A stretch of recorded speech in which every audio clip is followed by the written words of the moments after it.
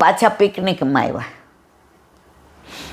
હવે ખાવાનું બધું લાવ્યા હશે, એટલે કાંઈ પહેલાં પ્લાસ્ટિકની નાવી ડીશો નહોતી, એટલે નાની નાની થાળી કાઢી. એટલે એના વાઈફના હાથમાંથી ને બટેકા પૌવા ભરેલી ડીશ નીચે પડી. ઓલું કે એ યાદ આવ્યું, પથરો મૂકી દીધો. એટલે એના છોકરાઓ કે પપ્પા ખીજાણા નહીં. એટલે બે જણાએ ઓલી ડીશમાં પૌવા ભરી લીધા અને માછલીઓને બધું હતું એને ખવડાવવા ગયા. અને તાલીઓ પાડતા પાડતા આવ્યો, મમ્મી સારું થયું નીચે ઢોળાઈ ગયું ને તો અમને એવી મજા આવી, નો ઢોળા નોટ તો અમને ખાવા ન દેત. અને પછી જે વધ્યું હતું એમાંથી એને ચારેય જણ ઓલો કે જો ઝઘડો કર્યો હોત, ગુસ્સો કર્યો હોત, બધું લઈને ઘરે ગયા હોત, કાં મેં બધું ફેંકી દીધું હોત, ઘરનું વાતાવરણ બગડ્યું હોત, આ બધું પોઝિટિવ. ઓલા છોકરાઓને મજા આવી હતું એમાંથી ને ચારેય ભાગ કરીને ખાધું અને આનંદ કિલ્લોલ કરતા ઘરે આવ્યા. પથરાને હીરાની જેમ જીવો ત્યાં સુધી સાચવો કે આજે કોઈની હીરા કરતાં પથ્થરો મારો ભારે મોંઘો, કારણ કે આણે જ અમારા ઘરને ગોકુળ બનાવ્યું છે. અને અહીંયા મહારાજ સમજી ગયા કે આ મોજા આવે તો કે ભરતી આવે ત્યારે જાવ, ભરતી આવે ત્યારે કે મોજા આવે. આ જીવનનું પ્રતીક છે. સુખ પછી દુઃખ અને દુઃખ પછી સુખ આવવાનું જ છે. જીવનના બે પાસા છે. 2000ની નોટ કે 500ની નોટ, બે બાજુ છપાયેલી હોય તો જ બજારમાં હાલે, એક બાજુ હોય તો ન હાલે મારા વાલા. તો આપણા જીવનમાં સુખ આવે ત્યારે છકી ન જવું અને દુઃખ આવે ત્યારે વિહવળ ન થવું. હવે આ સલાહ આપતા હતા તો ઓલો પાછો ગયો, હવે તો જા. હમણાં ઊભા રહ્યા, જઈને મારો ધક્કો, ચીસો પારે ને આમ કરે ને. ભરતી આવીને ઓટે આવ્યું, મહારાજ કે ઘરે આવી જાજે. ધક્કો મારીને વયા ગયા. અહીંયા આવા ગુરુ. ઘરે આવ્યા 3 કલાક પછી આવ્યો. મરી ગયો હોત તો, મોજામાં તણાઈ ગયો હોત તો, તમારો પોતાનો ક્યાં છું? મારા મા બાપ આવું કરે? મારા જે ઓલો પથ્થરો આપ્યો લે રાખ મોઢામાં. પછી પોતે બતાવ્યો કે જો હું સંન્યાસી થયો ને સાધુ, એનું કારણ આ જ હતું. ગમે એનું ગળચી દાબી દેતો હતો, ગમે એને મારતો હતો, ગમે એને ગાળો દેતો હતો. અને મારા ઘરવાળાએ જે સંત મહાત્મા પાસે લઈ ગયા એણે આ પથ્થરો આપ્યો. આજે મને સંસારમાં રસ ન પડ્યો, શ્યામમાં રસ પડ્યો. અને તારા જેવા કેટલા યુવાનોને આ પથ્થરાથી સુધારો છો. તો મોરલ ઓફ ધ સ્ટોરી, બધાનું મૂળ ગુસ્સો છે. એકવાર એ ગુસ્સો ગળી ગયા પછી સામેવાળા તમારી કદર કરશે. ઘર હોય કે બહાર હોય, વાત હોય કે વ્યવહાર હોય, કુટુંબ હોય કે પાડોશ હોય, બધું બગડે છે. કે આજે પાર્કિંગમાં તમે મારી જગ્યાએ કેમ ગાડી મૂકી, મારામારી કરે ને ખૂન કરી નાખે. અલા ભાઈ, રસ્તે જતા હોય ને ગાડી અડી જાય, ઉતરીને પટ્ટો કાઢી નાખે અને બેલ મારવા જ માંડે. 20 વર્ષ પહેલાં અહીંયા ભોયંગદેવ પાસે એક જણની ગાડીને પેલા રાજદૂત હતા ને શું હતા ભારે ભારે, તો એ અડી ગયું. એટલે ઓલાભાઈનું બાયણું હતું એ આમ અંદર વયું ગયું એટલું બધું. એટલે ઓલાભાઈએ ખાલી એટલું જ કીધું કે ભાઈ આમ ધ્યાન રખાય આવું કોઈની ગાડી. ઓલા ઉતરીને છરી કાઢી. બધા ભેગા થઈ ગયા પણ કોઈ બચાવવા ન જાય. એક દાદા હતા, એ કે હવે હું જીવું કે મરું. પણ આ લબર મચ્છિયા યુવાનને આને મારી નાખશે. એટલે ઓલા એનો હાથ પકડી લીધો, દાદાએ છરી લઈ લીધી. બેટા, તમે બે પાછા ક્યાંય મળવાના છે? અહીંયા તમે ભેગા થયા ને આ થયું. આ પૈતા પછી તું તારા ઘરે વહી જાય સોલો. હવે તું એને મારી નાખીશ, એ જીવનો જશે. તું પકડાઈશ એટલે જેલમાં જઈશ. બેયના મા બાપે ખોટો જન્મ આપ્યો. 5 મિનિટ ઓલા એટલું સરસ કીધું, બે વયા ગયા કાંઈ બોલ્યા વિના. તો આપણા જીવનમાં આપણે આવું થાય છે. નાની નાની વાતને મોટું સ્વરૂપ આપી અને જીવનને બગાડીએ છીએ. એટલે જ આપણા ઠાકોરજીને ક્લેશ નથી ગમતો. ગુસ્સો હોય આવે એટલે ક્લેશ થયા વિના રહે નહીં. અને ક્લેશ થાય એટલે ઘરનું વાતાવરણ બગડા વિના રહે નહીં. આ વાતને વિરામ આપીએ. વ્રજ વિહાર ના, હા બરાબર જ નહીં. વ્રજનું નામ આવે એટલે પાછું મગજ આમ આનંદ આનંદ થઈ જાય. વ્રજ તો વ્રજ છે. પેલા નોકરી કરતા ને બહુ જવા નહોતો મળતો ને, પછી બધાય જાય ને આવીને વાતો કરે ને, મને આવું હું વ્રજમાં છું. કારણ કે પહેલાં જતા ત્યારે મને ગંદકી જ લાગતી. ગટરો ખોલીને ઓલી બધા કચરા કાઢેલા હોય ને બધાય ખાઈને બધું ગંદકી ને, એટલે જેની ભેગી ગયું ને એની પાસે દોઢી થાવ સલાહ આપો એવડી નાની. આ તમે ઘડી ઘડી હું આવતા હશો અહીંયા ગંદકી સિવાય? પહેલાં તો યમુનાજી 30-35 ચોખ્ખા શુદ્ધ સરસ, આમ પાન કરીએ તો આ હા હા હા.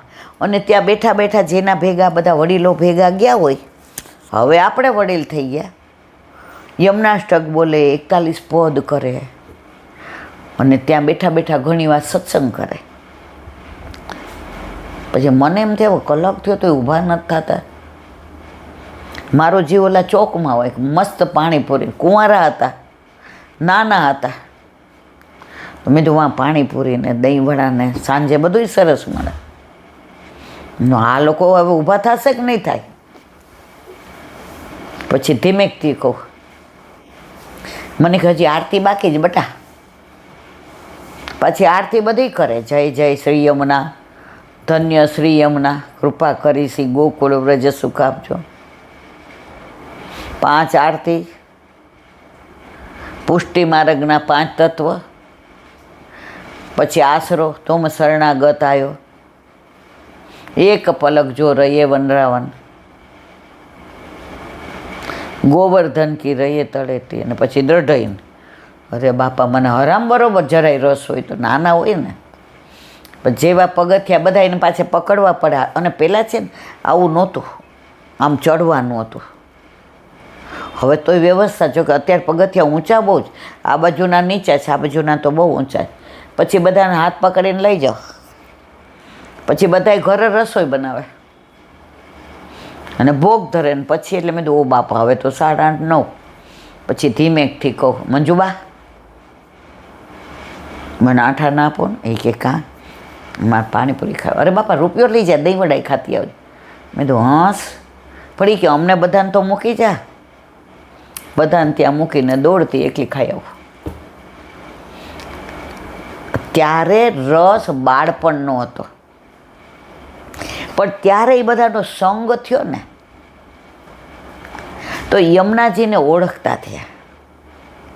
એ પાણી નથી, યમુના જલ છે, એ આ બધા દ્વારા ખબર પડી.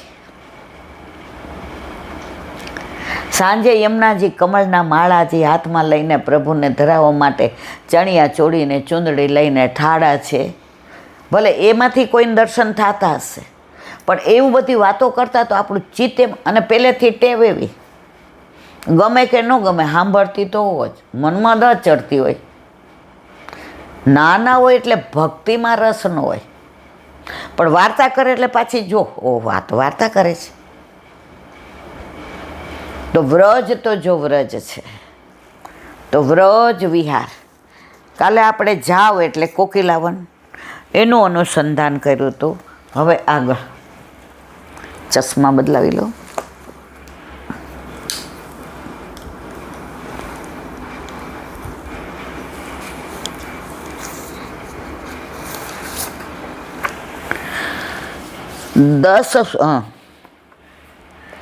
અહીં ક્યાં આવે આપણે જાઓ કોકિલાવન. અહીં કિશોરી કુંડ, ચીરકુંડ, હિંડોળાનું સ્થાન છે. તમે જુઓ અંજનો ખોરમાં હિંડોળા, ગેરેવનમાં ઉપર જઈએ ત્યાં હિંડોળા, જાવ એટલે કોકિલાવનમાં હિંડોળા, ખીદર તમે જ્યાં જાઓ ત્યાં હિંડોળાનું સ્થાન હશે જ, જે અત્યારે હિંડોળા ચાલી રહ્યા છે. હિંડોળાનું સ્થાન છે. પીલુડીના ઘણા વૃક્ષો છે. ગામમાં ચૂરીકુંડ એટલે મનહારી કુંડ છે. ચૂડીકુંડ ઠાકોરજી મનિહારી બનીને આવ્યા હતા ને, રાધાજી માટે પણ મણિયારોય બન્યા, જોશીડોય બન્યા, ગારુડોય બન્યા. પ્રભુ બધાએ વેશ ધારણ કર્યા છે. આપણા પ્રભુએ વ્રજમાં જે લીલા કરી છે એવી કોઈ ભગવાને ક્યારેય ક્યાંય નથી કરી. અને એ લીલાઓ એવી અદ્ભુત.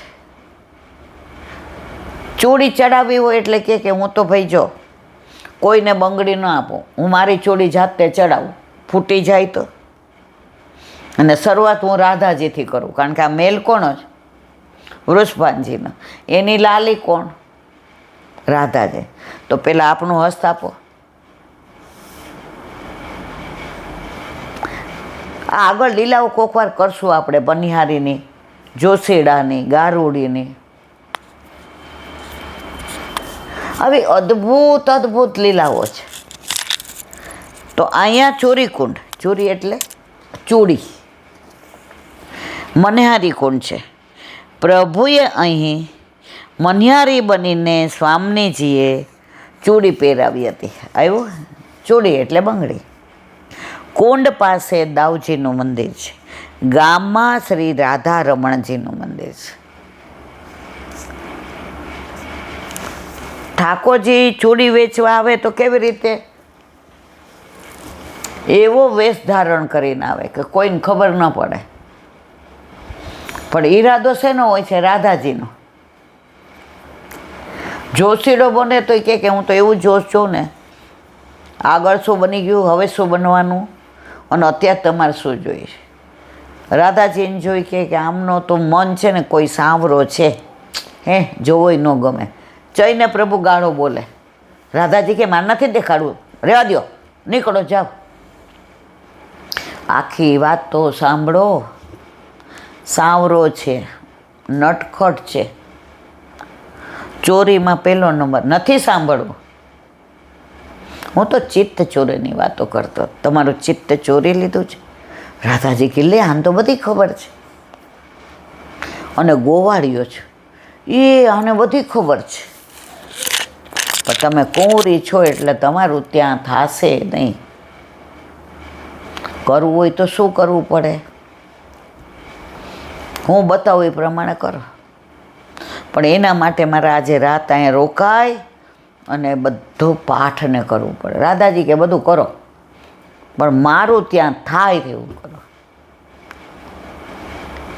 આ બધી લીલાઓ પ્રભુએ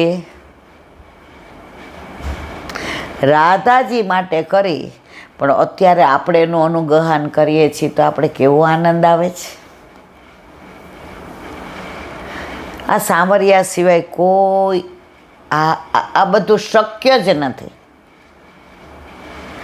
छोटे छोटे कनवा श्याम सुंदरवा मेरे घर आया करो બંસી બજાયા કરો. રાધાજી એ જ ઈચ્છે છે કે બસ મારા ઘરે કોઈ પણ બાનું કાઢીને પધારો. એવી બધી વ્રજની અદ્ભુત લીલાઓ. આજે રસોઈ આપણા માથે છે. ઈલાબેન ભૂલી જાય પાછા સત્સંગ કરતા. હવે શ્લોક 2. કાલે ગીત ગોવિંદની વાત આપણે કરી હતી. 1 મિનિટ.